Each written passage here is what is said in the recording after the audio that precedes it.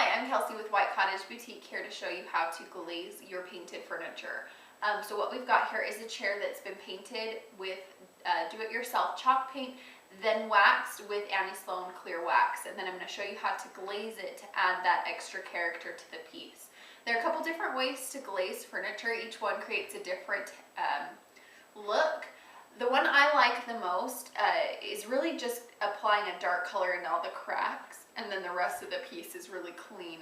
But you can also do it so that the piece looks dirty and really old. And I'll show you how to do that in a different video, but in this video, we're basically just applying the color in the cracks. Now I've already mixed up my glaze, so there's information on how I did that on my website. You can go ahead and check that out at whitecottageboutique.com. Once you've got that done, I'm using just a crappy old brush. Really, this is just the cheapest brush you can buy at Walmart. The glaze will probably ruin it, so don't plan on using it for something else again. And then I'm using baby wipes to wipe it off. Baby wipes are kind of my secret weapon with glazing. They make it so much easier. Also, what a lot of people do is they don't apply any kind of protective coat over the paint before they glaze. It makes it a lot more difficult. So to make it easy on yourself, use the baby wipes and definitely apply some kind of top coat. Let it dry, especially if you're using wax. Make sure it dries for at least an hour, and then you can start using the glaze, and it'll go so much faster than if you try to do it another way. So all we're doing, I'm just going to show you how to glaze this area here. We're going to put the glaze on with our brush, and I'm really taking the time to work it into all of the cracks and crevices of the piece.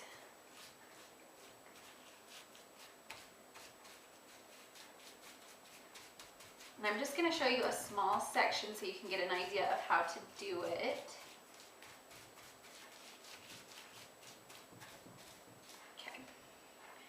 And you do want to work in small sections because you want to make sure it doesn't dry or it gets too difficult to remove. Then you're going to take a baby wipe and just kind of start to wipe it off. You will go through a lot of these, but they're actually cheaper to buy than if you buy them in bulk than if you buy paper towels. So that's why I use these versus just a wet paper towel, and they're just easier. They're already there in front of you. Some people use a wet cloth. I think it just makes it harder because you can't, it starts to get dirty and then you have to go clean it. So the baby wipes really just make it so much easier. So as you can see, I'm just wiping off everything I don't want to have on my finish. And I'm working in small sections so that it doesn't dry on me.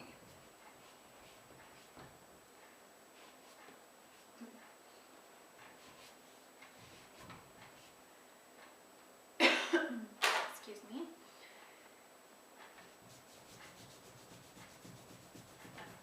And I like to take as much of it off as I can. That's my own personal taste.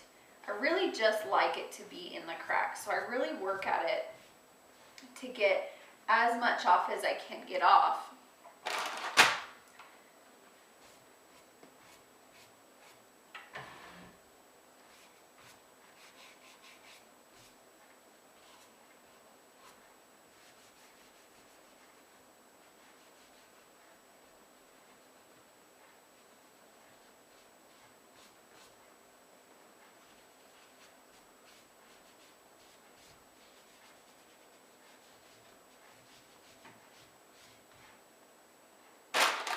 See, I'm taking my time and I'm getting a new cloth once I start to feel like I'm just kind of smearing the glaze around.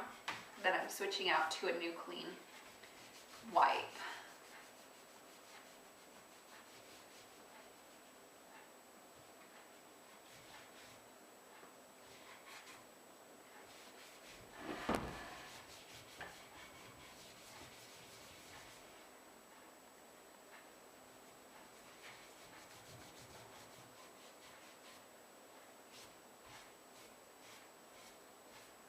And there you go. That's really it. As you can see, the glaze gets just right down into the cracks, and then I've wiped it off on all the rest of the piece. So if you can kind of look at the difference between these two, it really just makes that carving pop and kind of adds that professional look to the piece. So I think it's a great way, it's a very inexpensive way to make your piece just really stand out against other painted furniture. And the wax really works well with this as long as you let it dry. If you try to apply the glaze when the wax is still wet, you will end up with issues where it will be really difficult to get off. And in another video, I'm going to show you how to work with that, because it's a different technique to apply glaze and it gives a little bit of a different look, which I like for some pieces, but it's a lot more work. So if you're looking for something easy to apply glaze, this really is the easiest way to do it. And it's really foolproof. You can't really mess this up because the glaze will stay wet for a good amount of time that allows you to work with it.